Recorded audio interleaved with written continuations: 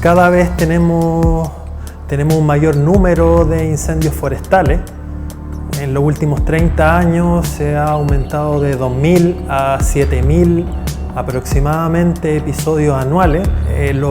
Las temporadas de incendios cada vez van siendo más amplias y, por ejemplo, en el caso de Estados Unidos, que hay estadísticas mucho más precisas, el área afectada por los incendios forestales durante los últimos 20 años ha aumentado en prácticamente 6 veces la superficie original. Entonces, claramente existe una relación directa entre el cambio climático, el calentamiento global en sí, y el aumento de la frecuencia de los incendios forestales y su magnitud. La industria forestal, en el proceso de producción, lo que busca es acumular la mayor cantidad de biomasa para la producción, y en este proceso lo que ocurre es que se acumula mucha carga de combustible, en particular de especies como el pino y eucalipto que tú mencionabas, las cuales tienen o han evolucionado en ambientes en los cuales los fuegos son muy importantes. Entonces, al plantar en altas densidades y acumulando mucho combustible, eso contribuye a la propagación rápida de incendios forestales. A estas especies, en particular el eucalipto, se le conoce como una especie pirófita, cuyo follaje tiende a arder más rápidamente, por decirlo así, que las especies nativas. Entonces se piensa que eso también puede contribuir a la más rápida propagación de los incendios. Bueno, ahí hay una diferencia clara. Tenemos el incendio del cerro de San Fabián de Alico, ya que era todo nativo.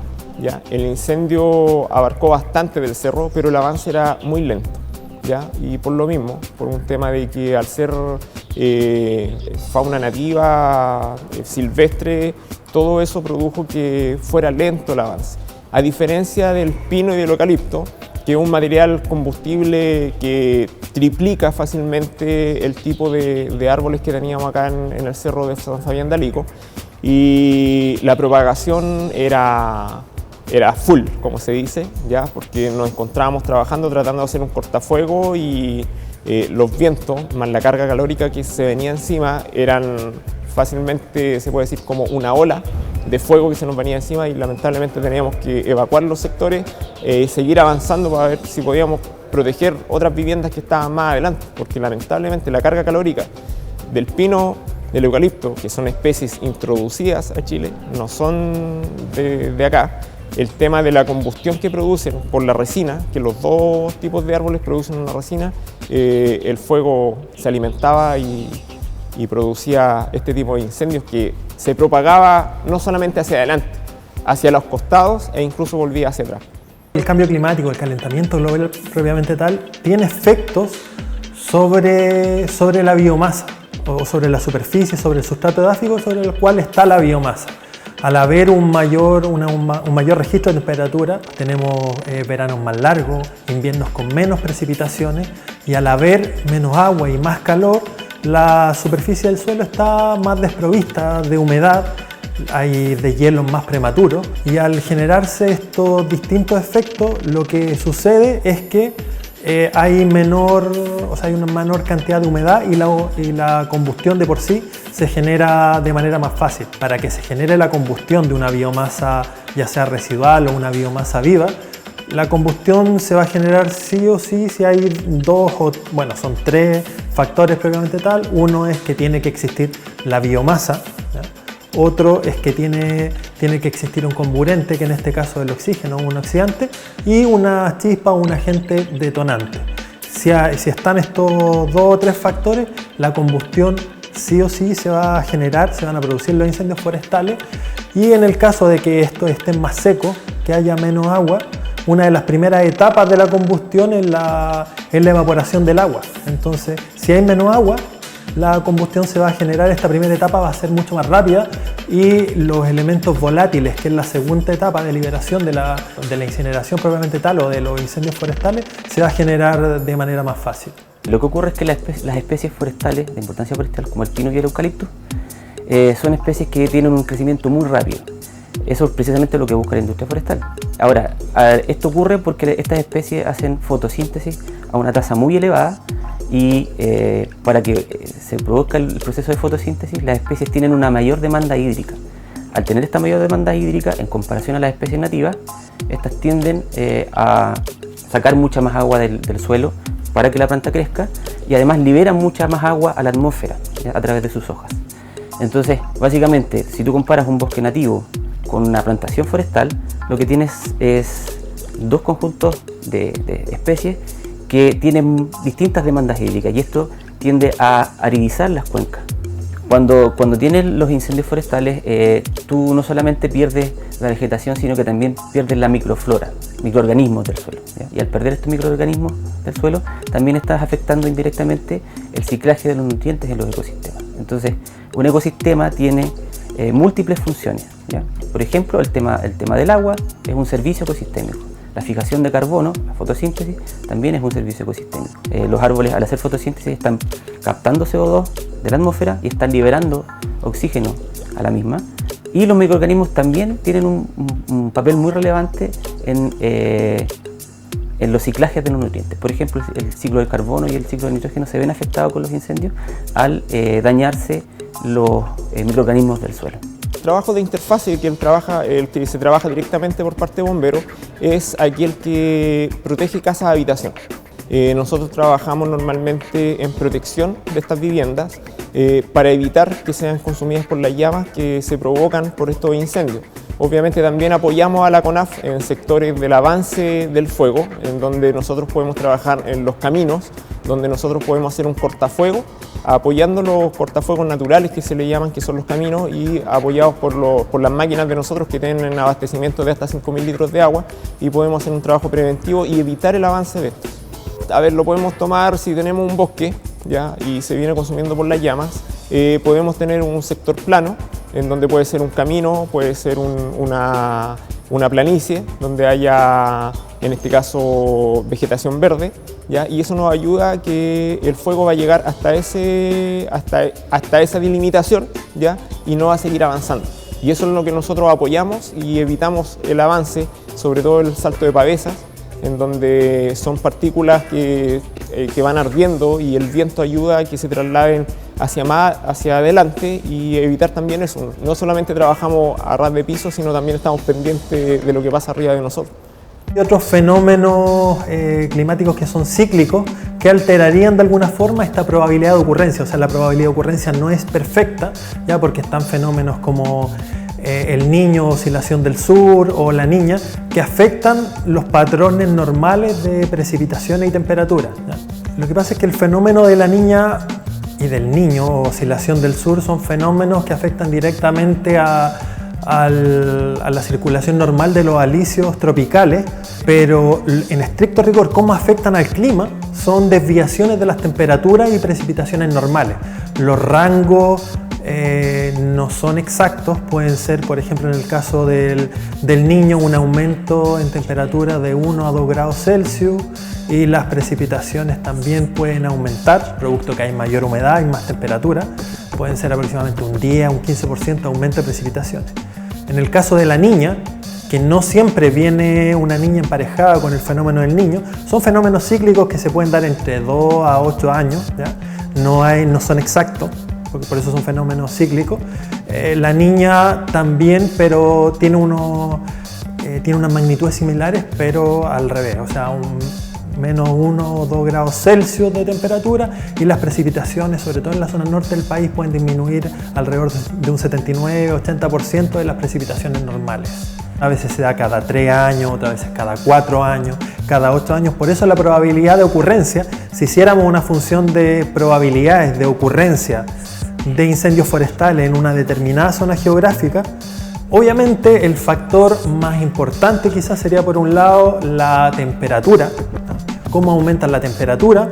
Por otra parte, otro de los factores importantes sería la cantidad de biomasa disponible o presente, especie exótica presente en el área, pero había un factor que tendría una componente estocástica o aleatoria, que serían estos factores cíclicos que de alguna forma modifican los patrones normales del clima.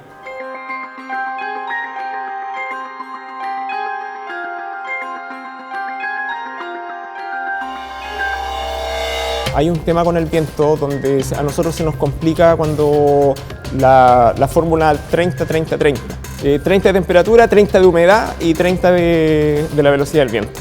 Eso es un tema que son las condiciones propicias para que se produzca un incendio, y esa velocidad que aumenta durante el incendio fácilmente al doble y hace que el fuego avance mucho más rápido y el control sea más difícil. Tomando en cuenta el ejemplo de la temporada pasada, nosotros movilizamos diariamente más de 200 bomberos, ¿ya? Sin contar las máquinas que nosotros como cuerpo bombero fácilmente en la calle y apoyando en distintas partes teníamos 8 o 9 máquinas afuera. Solamente manteníamos 4 máquinas que son las de especialidad, que son rescate vehicular, y 2 máquinas para incendio estructural en caso de que tuviéramos que tener una emergencia. Pero todo el resto de las máquinas andaban apoyando y trabajando en todos estos incendios. Lo más seguro que vamos a movilizar y vamos a hacer un trabajo preventivo en donde el Cuerpo Bombero Chillán los fines de semana sobre todo hace guardias preventivas, ¿ya? En este caso vamos a tener 5 cuarteles, Quinchamalí, cuartel central, en donde estamos, la primera compañía que está en el sector de la Kennedy y tercera compañía en el sector oriente, en donde estas compañías van a tener unas guardias preventivas para atender la emergencia más rápido y oportunamente. Restaurar un bosque nativo toma mucho tiempo, debido a que las especies nativas tienden a tener unas tasas de crecimiento relativamente lentas, ¿ya? En el mismo periodo de tiempo, si tú comparas los anillos de crecimiento de un pino, ¿sí? Con uno de una especie nativa, estos van a ser mucho más pequeños, ¿ya? La especie crece más lento y el proceso de restauración ecológica, que es el proceso en el cual uno trata de volver a un ecosistema a lo más parecido que era originalmente, va a tardar mucho más tiempo. Las industrias forestales hoy en día deben ceñirse a estrictos protocolos ambientales. Ellas suscriben convenios para comprometerse a resguardar el patrimonio de bosque nativo que tienen, y tienen que declararlo. Estas son zonas de alto valor, y estas zonas de alto valor deben ser mantenidas y ojalá restauradas cuando se dañan por las industrias forestales. Se sabe hoy en día que mientras más se diversifica el uso de suelo, por ejemplo, aumentando las cantidades de bosque, o la superficie de bosque nativo, diversificando el uso del suelo, por ejemplo, con cultivos de viñedo, eso disminuye la probabilidad de propagación de los incendios, ¿ya? Entonces, mientras más diverso sea el paisaje que estamos planificando, eso va a tener un efecto en la velocidad de propagación de los incendios y en la posibilidad de atacar estos incendios y minimizar sus efectos para la población humana y para la vegetación nativa también. Con respecto al futuro, al panorama de los incendios forestales en los próximos años, sin lugar a dudas no es muy auspicioso. Con respecto a los incendios forestales, van a seguir aumentando. Hay periodos estivales, que hemos tenido 100 focos activos en un día, y algunos que se activan 30 focos en un mismo día. Y esto, dado los aumentos de temperatura, ¿no? El COP21 del 2015 estableció que los modelos climáticos establecen que el aumento de temperatura de aquí al año 2100 va a oscilar entre 2 y 4 grados Celsius, dependiendo si no realizamos ninguna actividad de mitigación, en el caso de 4 grados Celsius, y si realizamos alguna actividad de mitigación, disminución de los gases de efecto invernadero, estaríamos en el orden de 1,5 o 2 grados. El COP21 estableció que quiere 1,5 grados, que es bastante optimista, por decirlo de alguna forma, pero este aumento de temperatura sí o sí va a implicar que va a haber un aumento en las probabilidades de los incendios forestales, va a haber más incendios forestales, pero el problema no es solamente ese. El problema es que las técnicas de silvicultura, el aumento de las plantaciones forestales, la región del Biobío concentra el 40% de las plantaciones forestales del país, va a hacer que probablemente se acrecente aún más los episodios, la cantidad de siniestros, la magnitud de estos siniestros también. ¿Por qué? Porque antiguamente, anterior al año 74, que fue cuando se creó el decreto de ley 701, las plantaciones forestales, o el sector rural, el sector agropecuario, por decir así, la superficie, el paisaje, era una especie de mosaico donde habían distintos usos de suelo. usos de suelo agrícola, habían plantaciones nativas, plantaciones forestales, y estos distintos parches, estos distintos mosaicos actuaban de alguna forma como barrera natural. Pero a partir del año 74, con la irrupción abismante de las plantaciones forestales, es un hecho que las plantaciones forestales están en todo el territorio. Entonces, tratar de combatir un foco que tiene un corredor libre y una superficie completamente homogénea es muy difícil de combatir. Entonces, el problema no se basa solamente en la temperatura, sino también en la gestión y en el aumento de las plantaciones forestales, la construcción de cortafuegos y también el control de las superficies que plantamos con estos fines.